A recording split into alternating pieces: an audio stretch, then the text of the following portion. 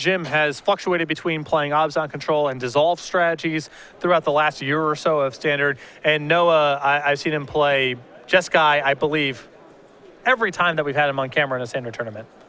Well, we are underway here in round number 3 from Worcester. Davis with a Sandstep Citadel. We'll see if Walker maybe has the Tri-Land to match with the Mystic Monastery. Instead, he'll go with the Temple of Epiphany. It's time to scry. We'll see where this card will go.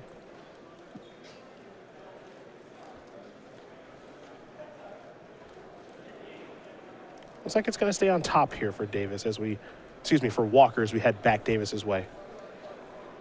Noah also with no copies of Hangerback Walker in his list. Haven't seen very many to start the weekend. Here's a Thoughtseize for Davis. Get an idea of what Walker's working with. You got a Mystic Monastery, a Battlefield Forge, a Jace, a Burmaz, a Wild Slash, a Soulfire Grandmaster, and it looks like a Magma Spray.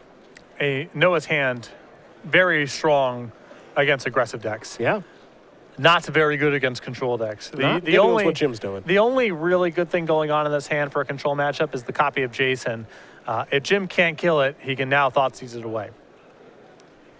See, Jim's going to write down the contents of the grip here.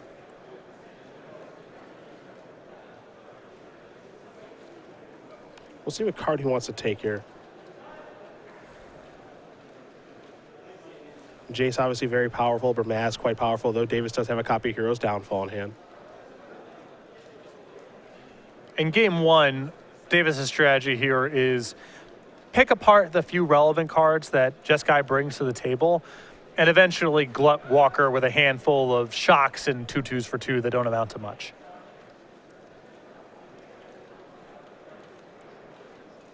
Well, there goes the Jace, another Sandstep Citadel, and now we're going to head back Noah Walker's way.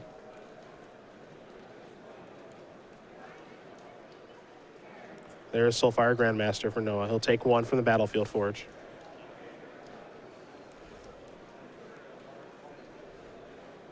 And Davis will draw. Picked up a copy of Plains. And Davis with a very strong hand here. Removal spells, including Bile-Blight, Hero's Downfall, a Den Protector to play towards. He's not going to want to just put that face down because he still knows about the Wild Slash going on in Walker's hand, but he's got a very good curve of removal here, and I think Walker is going to have some trouble getting much of anything going. There's no board for Davis. Bile-Blight's going to take care of the Soulfire Grandmaster, or at least it'll try to.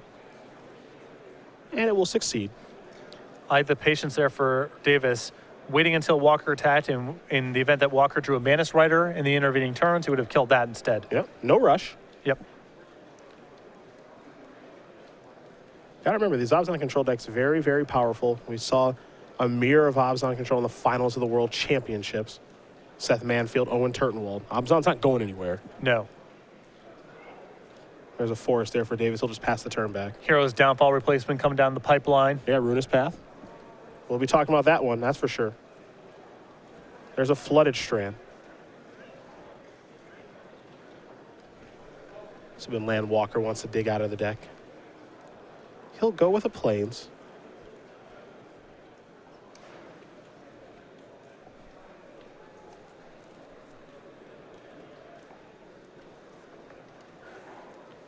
Let's see what's next here for Noah.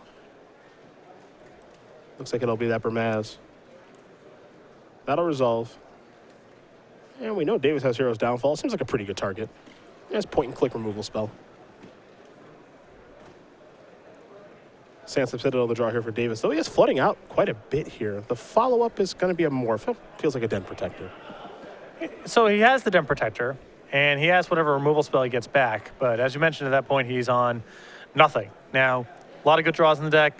He's got a variety of good 5 and 6 mana spells he can draw here. Even something like Nissa is very good as he's approaching 7 mana, but he is running out of action a little bit here.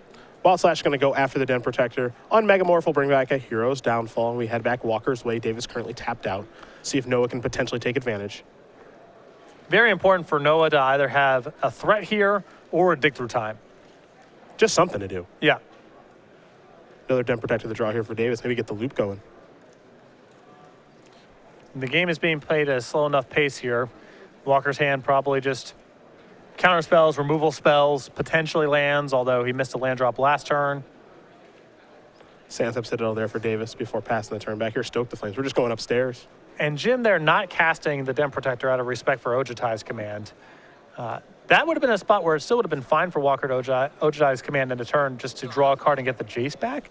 So I like Davis's patience there, not running his Den Protector. He's flooding out, so he's got to get maximum mileage out of all of his cards at this point. Also, he's not in a rush, right? Yep. Not a lot going on at this point in the game. Noah doesn't have any really real pressure like a Mantis Rider or something, so Jim can kind of just play this draw, go game with a removal spell in hand and a Den Protector at the ready. And I feel like he's pretty comfortable doing just that. There might be more of an impetus for Davis to get something going if his life total was a little bit lower, but at 14, if Walker's hand is just burn spells, Davis can wait an awfully long time. I think he's pretty comfortable playing this waiting game. Yeah.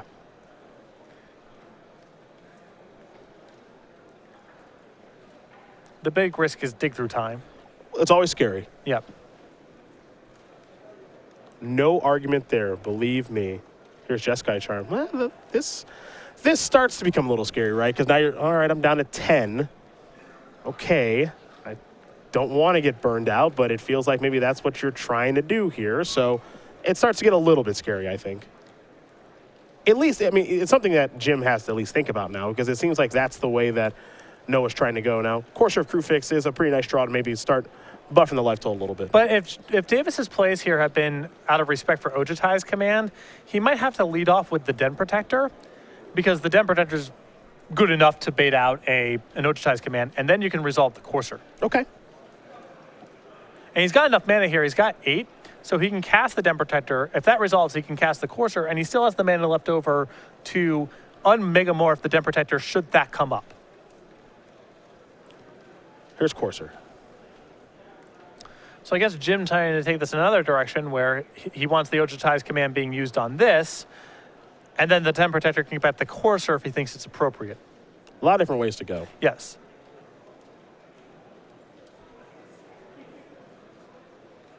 There's Jace.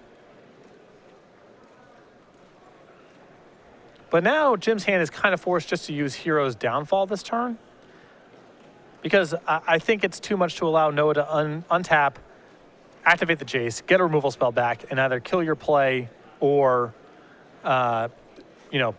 start burning you out. Well, Jace is gone. I saw Language clear some things up here.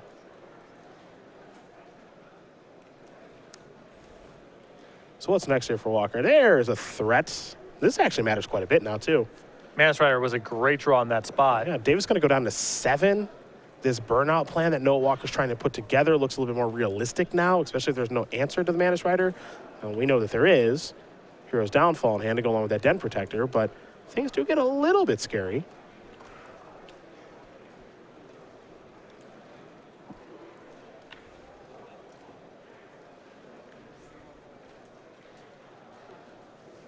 See how Davis wants to move forward here.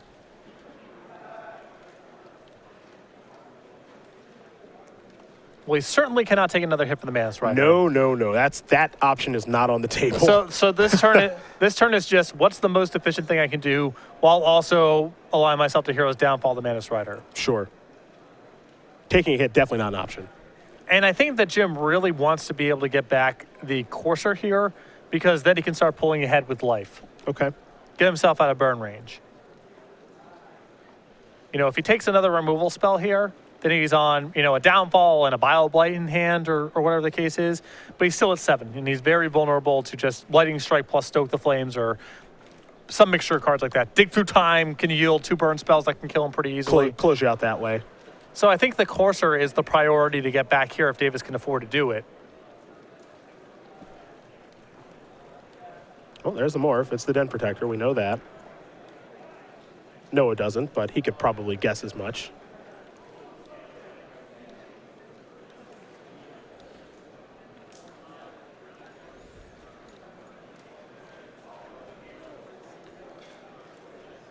Davis using the Downfall there. I think my preference would have been for him to wait until Walker went into combat, because while the Den Protector's up, there's no way for Walker to play a second Mantis Rider because Davis has a Bile Blight in the graveyard. And now suddenly, if Walker has drawn Mantis Rider, it's available. It gets bad. Right. Sure. Davis is playing around the possibility that there's some weird counterspell in Walker's deck against what I believe to be the more likely scenario, which is simply that there's a Manus Rider. Okay. Well, now there is. So in. So this was bad here for Davis.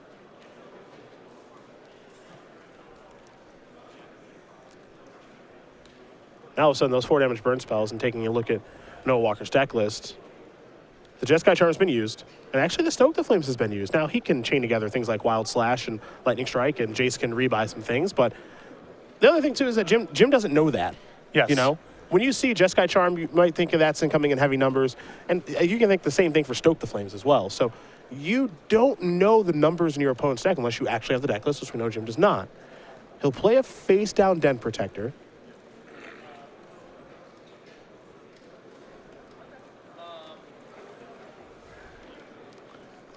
Davis is a little bit safer than you would assume in this spot because of Walker's deck list here.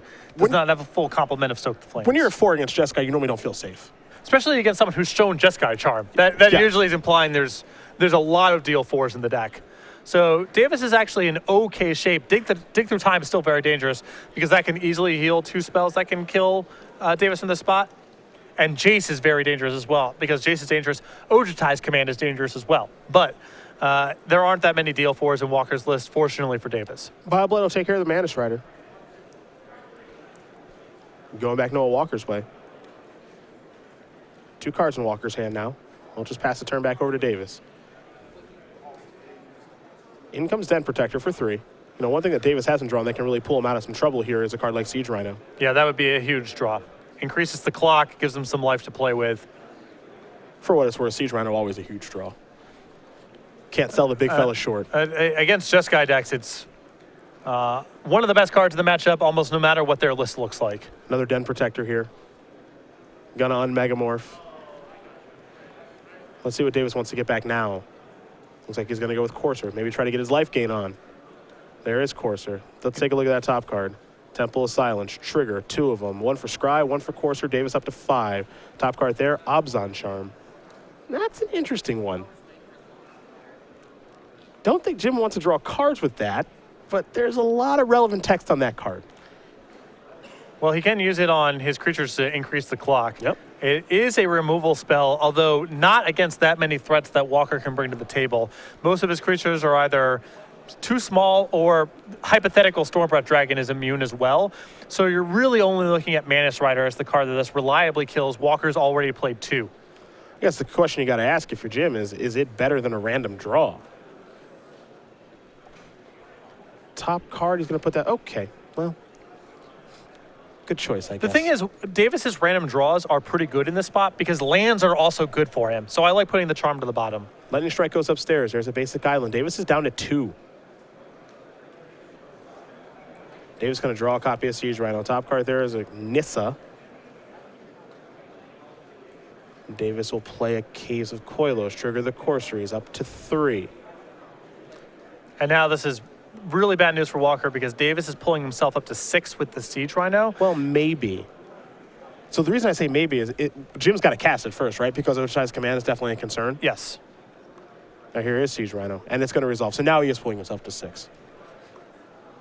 Here come the beatdowns. And now Noah Walker, he might be on a no for now. Yeah, I mean, Ojutai's Command, Jim is just dead. Yep. Because he counters, he gets back Jace, and Jace kills him. Yep. Can't beat that card regardless. Sure. But assuming that the Rhino does resolve, it's very hard for Walker to dig through time into 2 lightning strikes. It becomes very tough for him to kill that turn, and he absolutely has to. That's why we see him concede the game. Jim Davis will win game number 1 here over Noah Walker. I was on control, up a game over Jeskai Aggro, which means we'll take a look at the sideboards here, and we'll take a look at Noah Walker's first and his 3 Arashan Clerics, 2 Disdainful Strokes, 2 Negates, 2 Stratus Dancers, 2 Anger the Gods, a Tragic Arrogance, Glare of Heresy, a Revoke Existence, take that hanger back, Walker, and a nice one in the matchup, Elspeth Sun's Champion. Elspeth's very solid here. The counter spells and Stratus Dancer, Negate, Disdainful Stroke, all good. Those will be coming in.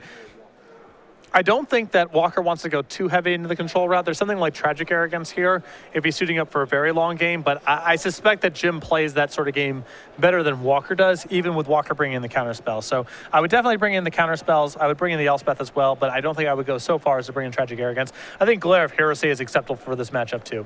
Let's take a look at Jim Davis and his 15 cards. 2 copies of Drowned Sorrow, a Glare of Heresy, a Dramoka's Command, 2 copies of Tragic Arrogance, an Ugin the Spirit Dragon, a Read the Bones, a Tassiger, the Golden Fang, an Ultimate Price, a Duress, 3 copies of Fleecemane Lion, and a copy of Self-Inflicted Wound. Definitely like the Dramoka's Command in the matchup, like the Glare of Heresy as well. Past that, there's some okay options here. I think something like the Duress, the Ugin, the Fleecemane Lions are all okay. None of them strike me as being that excellent, so Jim might be sideboarding very light here. He might go a little bit further and bringing things like the Fleecemane Lions.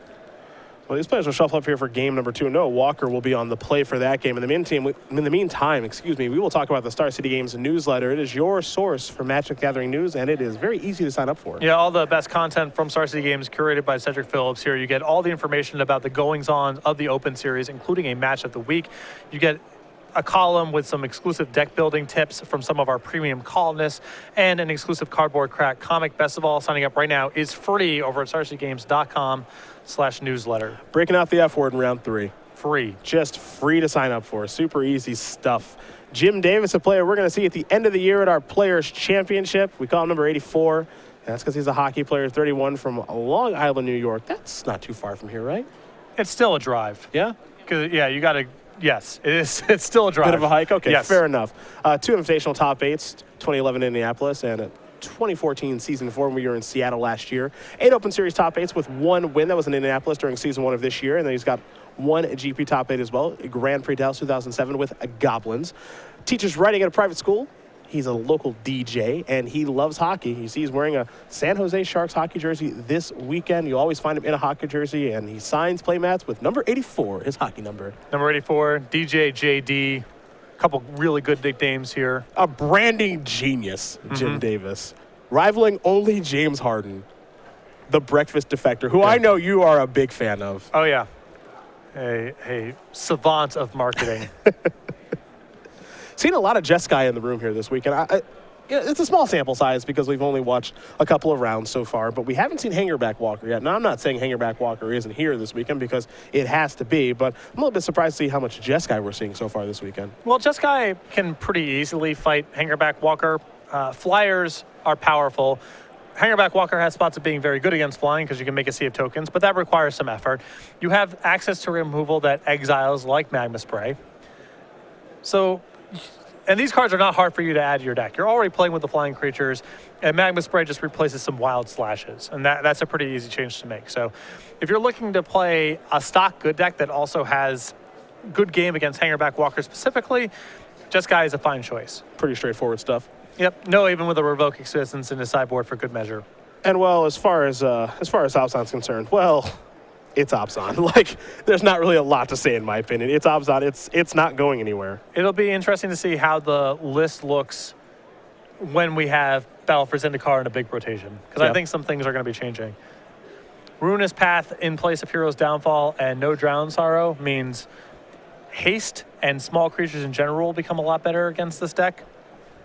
I think things like Manus Rider might get a lot more powerful. Yeah. You know, Bile-Blight leaves the format and Ultimate Price doesn't kill it. So the answers that Abzan needs are going to be different. And the threats that they're going to struggle to answer are going to be different this time around too. So be cool to see how the deck evolves. It'll definitely be around in some form or another, but the specifics, I think, could look very different from what the list looks like right now.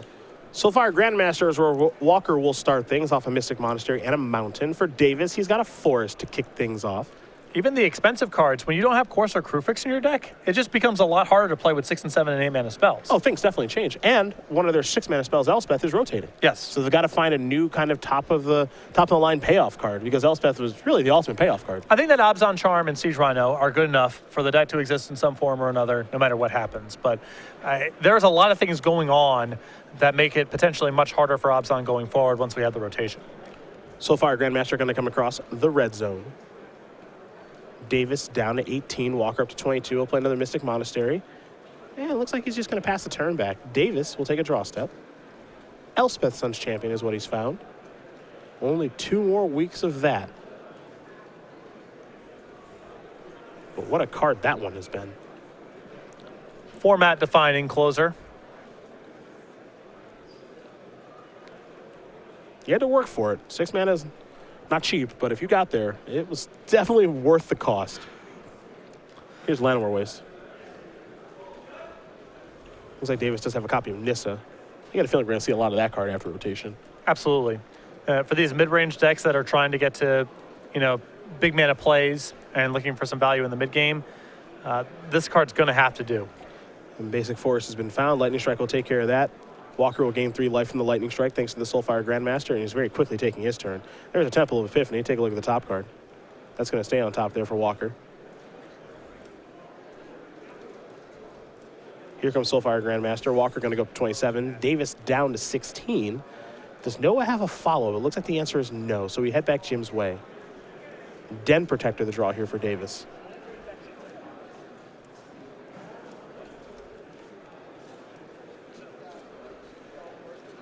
Davis, very methodical player. And post-board, he has to be very mindful of Disdainful Stroke.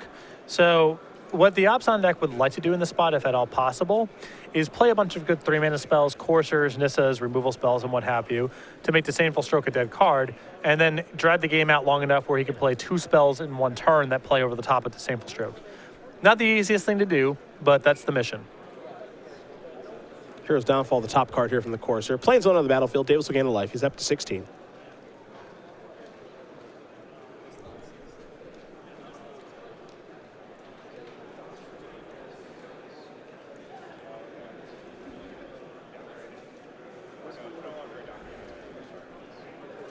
Now here's Lightning Strike. Gonna go upstairs again, Will Walker. Gonna gain 3 life here as well. 30 to 13. Walker with the Plains. That's a nice follow-up. That's a Dragonlord Ojutai. One of in the main deck this weekend here for Noah Walker. And this card could potentially jam Davis up big time because he cannot afford to allow Noah to hit him for 5 with Jim, at 13 right now. That's a big hit. And find potentially another burn spell, find something like Dig Through Time. So Jim might have to just leave up mana to protect himself against Dragonlord Ojutai. That's also a good position for Walker. He can do other things with his mana while Jim is sitting on his hands. Davis up to 14 from the Courser. Forest was the land that entered the battlefield. You see on top of the deck here, Siege Rhino for Davis. No shortage of powerful cards in the Abzan deck. It's just, can you cast them all in time? I mean, it's very hard for Davis in this spot to cast something like Siege Rhino. Walker getting a hit in with Dragonlord Ojutai is something Jim needs to avoid at all costs.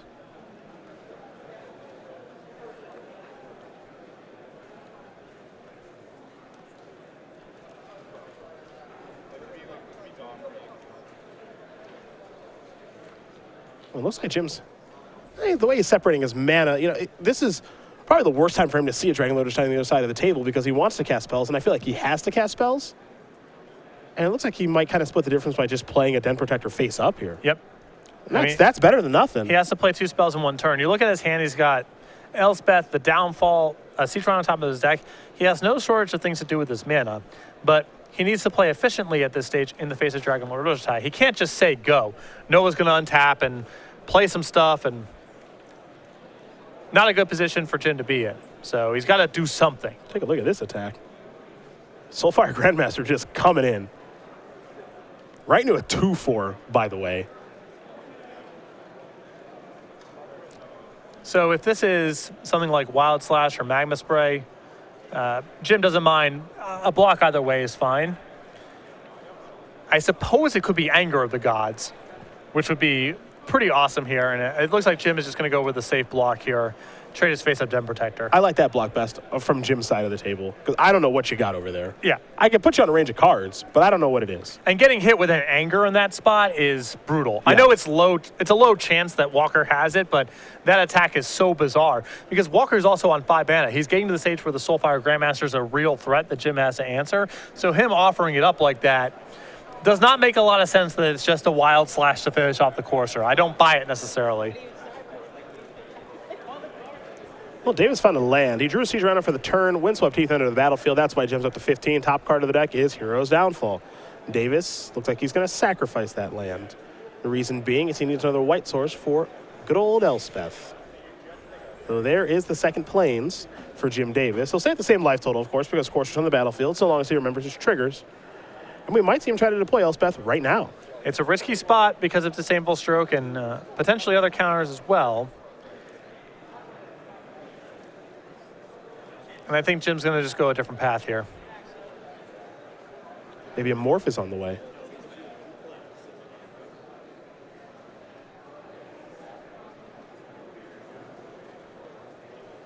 I'll go with Tassiger instead. And I like this play a lot from Davis because this is probably good enough to justify a disdainful stroke if Walker has it. Davis still, because he has Urborg in play, can leave up the requisite mana to Hero's Downfall, the Dragon Lord Ojutai. And this clears the way, potentially, for Elspeth to resolve next turn, which is what Jim would ideally like. Well, here's dig through time. So perhaps Walker just needs another card in the graveyard to cast a dig. Sure. I still like Davis making the simple block there So with do I. the face of Dun Protector. You don't get blown out. You get the Soulfire Grandmaster off the table at a stage of the game where it's threatening to do real things before anything bad happens. And if there's randomly Anger of the Gods hanging out in Walker's hand, then you aren't getting blown out by that. Walker, of course, taking a look at the top 7. He'll select 2 cards here with the dig. But you can see the trouble that Dragon Lord Ojutai creates for Jim, even when Walker isn't attacking with it. Jim has to leave up 3 mana, and for a deck that's filled with so many expensive spells and trying to play around Disdainful Stroke, leaving up this amount of mana is no small task. And Walker may not connect with this Dragon Lord Ojutai in this game, period. That doesn't mean it's doing nothing.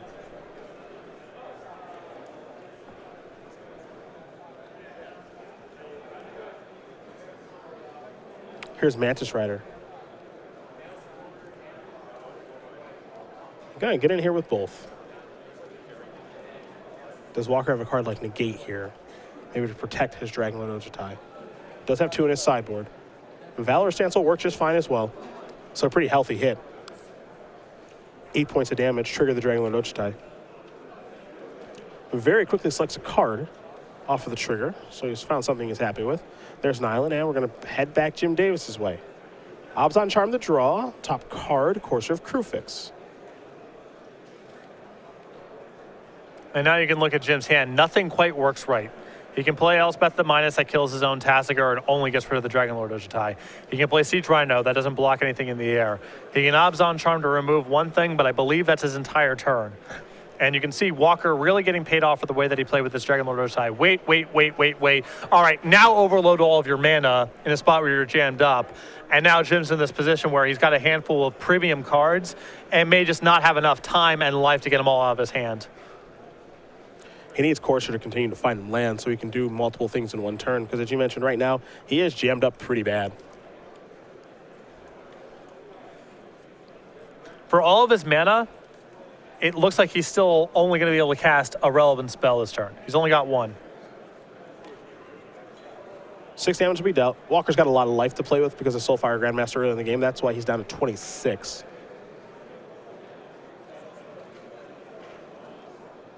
There's Abzan Charm. Gonna need a white mana for that.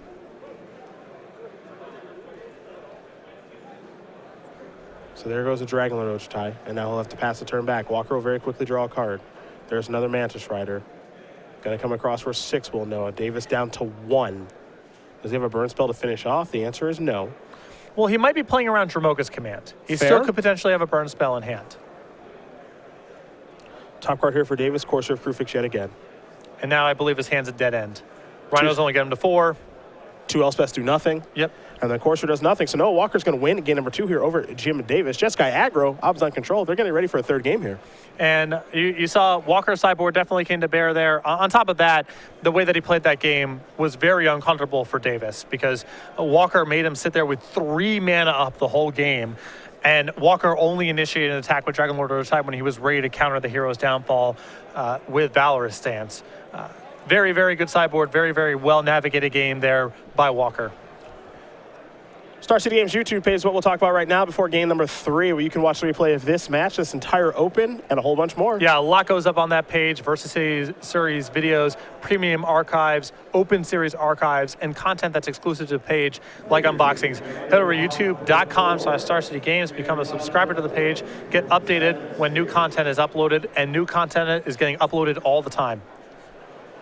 Game number 3 here between Noah Walker and Jim Davis here in just a moment. Now, of course, we know Jim Davis quite a bit. We see him a lot on the Open Series. He's going to be headed to the Players' Championship. For Noah Walker, the 19-year-old from Amherst, Massachusetts, we don't see a lot of him. 4 Open Series top picks with 1 win earlier this year in Legacy. Claims to be amazing at DDR. I believe it. I actually probably believe it, too. I was never good at that game. Yourself? I am not good. No? Well, I went to an arcade in Portland recently where, for a novice, apparently, I'm way above expectation, but still a novice. It's a very hard game. Yeah. It's a very hard game. I always enjoyed playing it, though, making a fool out of myself. And apparently his favorite color is blue, both in Magic and outside of Magic as well. Though, when we do see Noah play, and we think about his win earlier this year in the Open Series, he is always playing blue decks. I don't ever see him playing stuff like Abzan. No, he plays decks that have a lot of play to them. Yep. A lot of things going on the opponent's turn. Legacy, it's easy to do that because the best decks typically are blue spell decks of some sort. So not a big surprise, but his tendency to play Jeskai in Standard to me indicates that this is just something he likes to do. I disapprove of his blue strategies. And you can see why with that second game. I think he did a very, very good job of playing around Davis's responses, making Davis play the game in a very awkward fashion, and then really punishing him once Walker had a hand that was set up. Very patient with the Dragon Lord time. Yep. Forcing Jim into his position he didn't want to be put in, and then taking advantage with the Mantis Rider, and then taking the game from there. Yep. So, there was a slight risk with the line of play he took because Languish would have undone everything. But in a spot where Davis has Courser and is clearly relying on it, maybe he doesn't have Languish, and even if he does, Davis is also getting set back a fair bit there as well. So a reasonable card to risk. Well, game number 3 going to be underway here between Jim Davis and Noah Walker in just a moment. Davis will take a look at his opening hand. He'll be on the play. And I talked to Davis before the tournament started here. He's starting to feel some pressure for this tournament too. You know, he qualified on points in season 1. He stopped attending events, and now his buys are at risk, and qualifying for the Players' Championship next year on points looks like it might be more and more daunting. So even though he's qualified for the Players' Championship, he feels like he needs to start performing well in some of these tournaments. Yeah, he certainly hasn't played as much as he did during season 1 because he wanted to get the qualification out of the way during season 1. So that's why he saw him in basically every tournament. And we saw the same thing in 2014 with Brian Brondo when he got the invite on points very early on, stopped attending events, and he shows up to Opens now. He has no buys. Yep. He's way outside of the race for the Players' Championship on points. And Jim is trying to avoid that fate for next year. So you see he's in 11th. At the end of season 3, he was in 1st or 2nd place. He was still very high on the standings, but there's a lot of people now showing up for events, and he's starting to feel that, 2016 could be a concern if he doesn't start doing well in some of these Open Series events. Top card to the bottom here for Davis with the Temple of Silence. Underway here in game number 3, a Temple of Epiphany here for Noah Walker. We'll see where he wants to scry the top card. Looks like he's going to put it to the bottom. To Davis we go. He's got a Windswept Heath in hand. Just picked up another copy as well. Also a couple copies of Den Protector, Hero's Downfall over there. So it looks to be a pretty good hand here for Jim. There's a Windswept Heath. And to Noah Walker we will go. An Island, a Jace. A card demanding an answer. And Davis will draw a copy of Courser of Crewfix. I believe Davis with Downfall in hand, but no access to double black right now. Temple of Silence and 2 copies of Windswept Heath. Might have to play just Courser Crewfix this turn, allowing Walker to untap with Jace. Davis will sacrifice both those Windswept Heaths. He's down to 18. I guess in order for him to cast Courser too, it's got to be double Forest. So his mana is a little bit awkward right now. Yeah, now something like Abzan Charm is also off the table for the time being. Yep. It is a slight consequence of Nissa being in the deck. There's more Forest, there's more, Windswept Heaths, and as a result of that, having black mana on time is more challenging than it used to be. Top card of the deck is Self-Inflicted Wound here for Jim Davis. Walker will draw.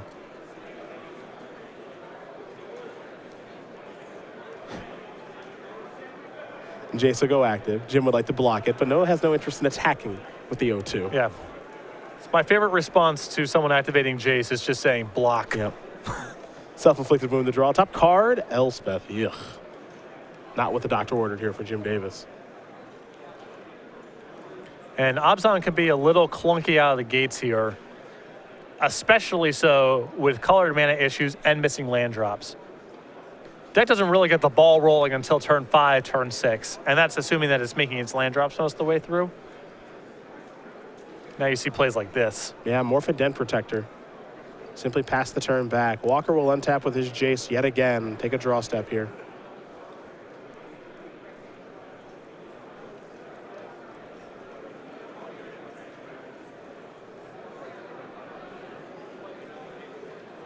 Jace will be activated.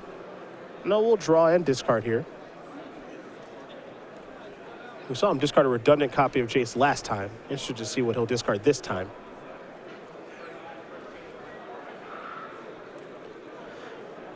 But with Davis floundering on his mana a little bit here, very important for Walker to kill, and really either creature will do.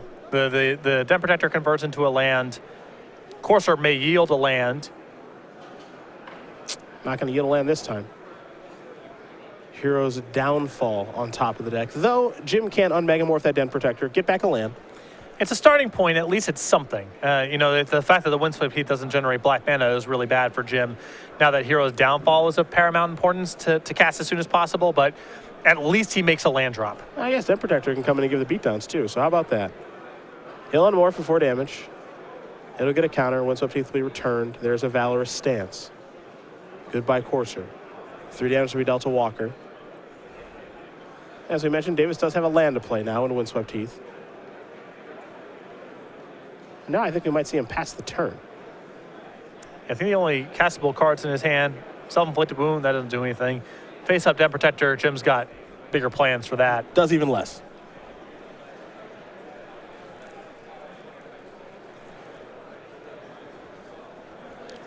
For Walker, Stoke the Flames, going to go after Den Protector.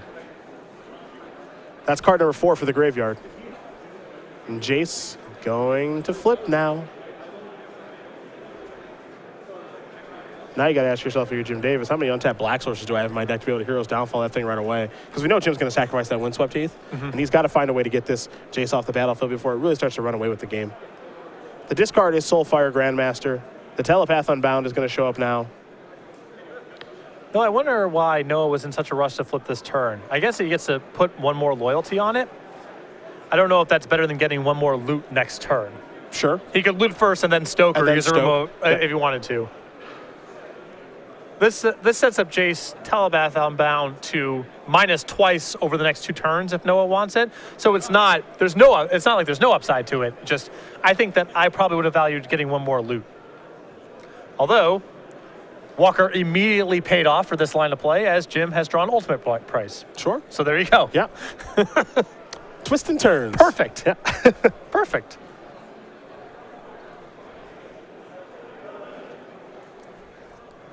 See, what do you know? That's why we're in here. That's why we're in here. That's why I'm hanging out with you.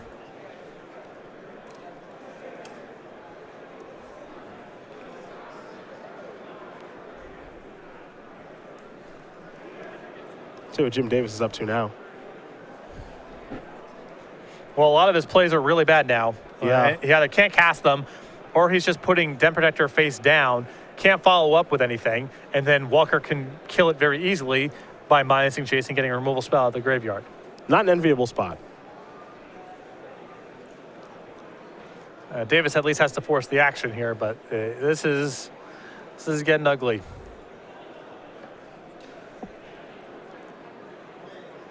You can see Walker actually in his hand has a copy of Negate too. Negate's going to offer a lot of protection here for Noah.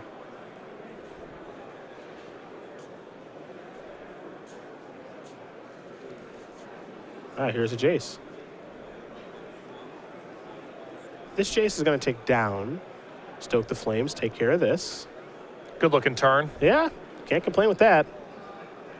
Jace is everywhere. Creature's dying. Davis needs black mana real bad. Abzan Charm. So Ugh. at least something he can resolve in the hunt for a land. Yeah. If he Abzan Charms, finds a black mana that comes into play untapped, ultimate prices the Jace, it's an okay turn. He's getting somewhere then. Sandstep Citadel, Windswept Heath. Well, Not perfect, but It'll have to do. yep, better than nothing here for Jim. Walker will untap. Time to draw. Elevator going up on Jace, past the turn back. Noah Walker had the ability that turn to play Dragonlord Ojutai. Could have cast Elspeth too, but leaving a wall up of mana makes you curious what for. I think that it's got to be something beyond negate. I think Walker's proactive cards are good enough at this point that it's possibly sitting on something like negate plus dig through time. Davis starting to reach for some mana here. He does have a Courser to play, so he'll give this a shot. That'll resolve. Llanowar Waste is here. All right. Jim going to gain a life. Though this has really felt like Noah Walker's game through and through, looks like Jim Davis is doing a little bit of fighting here. Well, Walker has put him under no pressure, and Davis has a lot of cards in his hand, certainly. So there's an issue of how good is Walker's leftovers.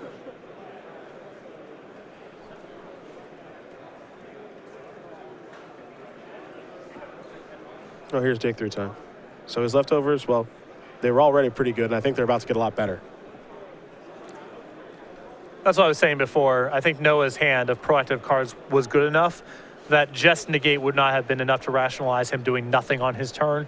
But negate plus dig through time, I'm happy with Walker sitting back for one turn and then starting to play threats with negate back up. Very good position to be in. Also, Walker's graveyard's been trimmed down a little bit now, too, so that Jace that he has on the battlefield can stick around for a little longer. Yep. You can start looting with that Jace as well. Start fixing up the draw steps.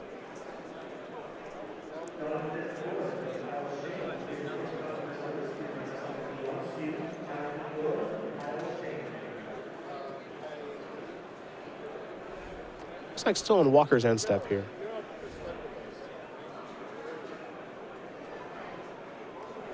Going to discard, on Davis's end step. Discard Elspeth. That'll show some strength. Discarding that card? Well, I think that represents that Walker is trying to set up Dragonlord Ojutai with negate back up. Sure. Looks like Davis, while Walker is down to just one mana, he's going to cut his ultimate price. Get this Jace out of here. I think pretty important play there for Jim. Jace going to take up, slow down Courser. There's Dragonlord Ojutai with negate backup, just like you mentioned. Yeah, this is the board that Walker was trying to set up here, and this is ultimately the punishment for how much Jim stumbled here, is this setup now. Jim firmly on the back foot, though. Self-inflicted wounds very good here, and this might force the issue on the negate. For Jim, being able to force negate from a cheap spell is a win. It's really important. Hero's Downfall on top of the deck there from the Courser.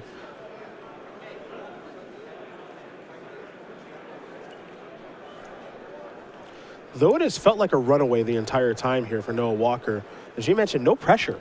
Yeah. Well, the battle is going to be really fought over this Dragonlord Ojutai over the next turn or two. If Davis can answer it, he's got an Elspeth in hand, we've got a game. If Walker keeps this alive and chains together a couple counter spells to fend off Davis's plays, then Walker's going to bury him.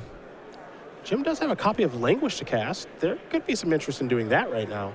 And there is. So Languish is going to take care of Dragonlord Ojutai. Walker will be left with a Jace Telepath Unbound on the battlefield, and we'll see what he can do with it. The issue with this line of play here, I'm not saying this is a mistake from Jim, he's in a tough spot, is Noah can flashback dig through time. He's got the ability to fire back up. It's not like only Dragonlord Ojutai was allowing him to play the card advantage game. Yeah, that's exactly what he's going to do right now.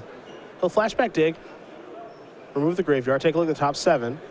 And of course, take 2 cards with him. Looks like he's found 2 Mantis Riders. There's also a Jace and a dig through time there, so a lot of options here for Walker. You know, if Jim felt that, Walker's only making this line of play if he can protect the Dragonlord Ojutai, this is his one spot to resolve Languish, that's okay. But this is a very tough spot for Jim as Walker is going to be able to gas right back up, still have Jace in play. And if Walker has counter spells in his hand to fend off Jim's Elspeths or Hero's Downfalls or whatever the case may be, this is going to be a challenging game for Davis to win. Here's Mantis Rider. That'll come in for 3. Davis down to 13. Davis will draw.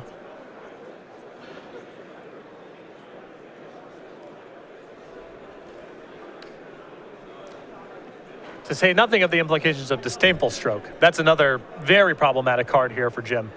as he's got to get to Elspeth at some point to be able to get back in this game. Hero's downfall. That'll take care of Mantis Rider on Walker's upkeep. Jace is ticking up to 3. Now here's Elspeth. Again, suspiciously leaving up 2 mana. Here's an attempt. And it'll work.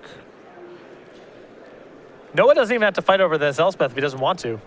He's got 3 tokens in play. Yep. He's got a clock. Elspeth is left behind relevant things. Yeah. It's possible he feels like Negate is better served countering, let's say, Jim's Elspeth, Yeah. rather than protecting his own. If Noah has a negate in his hand is the question. And it appears he does not. So, Okay. Elspeth resolves here for Jim Davis. And now he has the Elspeth advantage. Walker going to very quickly sacrifice a Flooded Stream. There's a Plains. Under 5 minutes left to go here in game number 3.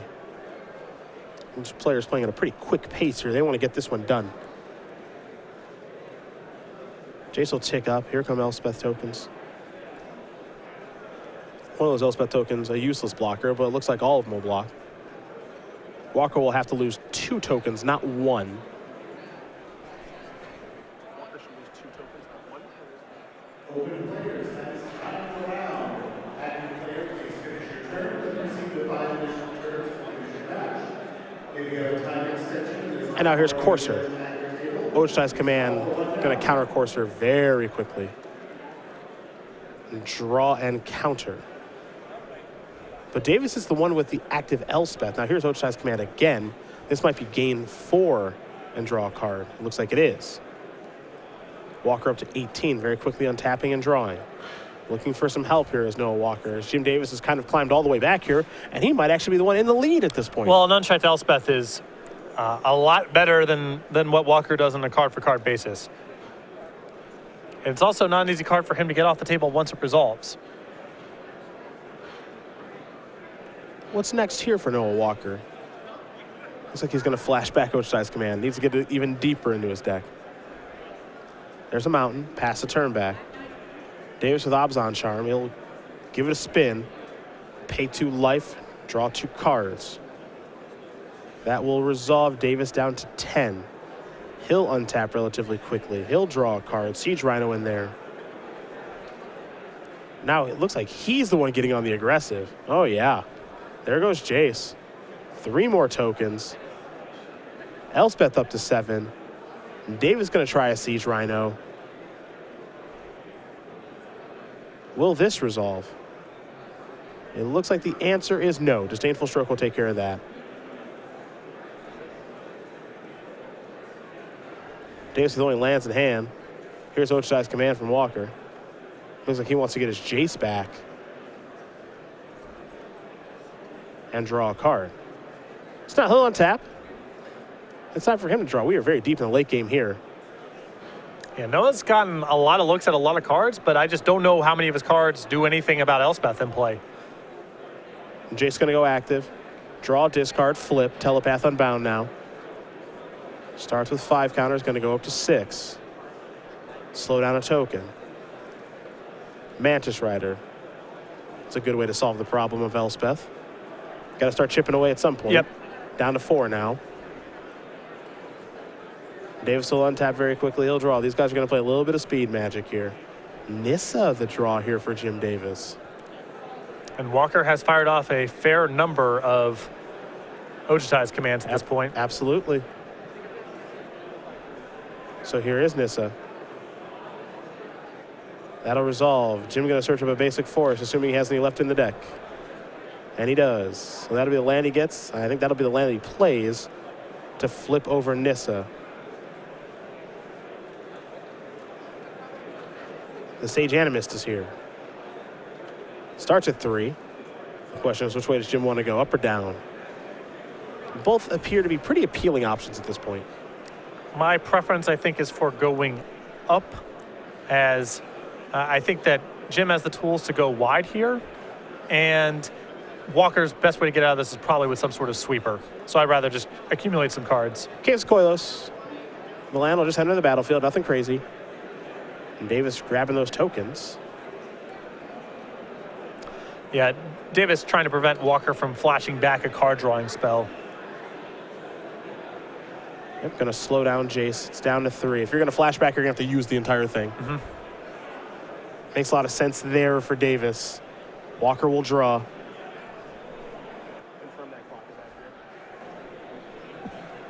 Here's Dig. The problem here for Davis is can still easily get burned out. Oh, yeah. We saw that almost in game 1. And Walker's got some relevant cards in his hand. He has a disdainful stroke over there that can stop a Siege Rhino and some other things. So there's some relevant cards, and he's looking to add some more relevant cards, Jeskai Charm among them. There's also a Valorous stance in that dig through time. Keep in mind, Walker's list is a little bit lighter on burn than most Jeskai aggro lists that we see. And dig through time done resolving. And it looks like as the clock winds down, Noah Walker is going to be turns 0, 2, and 4. Jim Davis turns 1, 3, and 5. So these players will take a breather. And get ready for our final turns here as standard. And as you know, the games have a lot of interaction back and forth. Nothing slow, nothing quick about them, excuse me. But if Noah has picked up Jeskai Charm with the flashback, that should do it if Jim doesn't have a removal spell.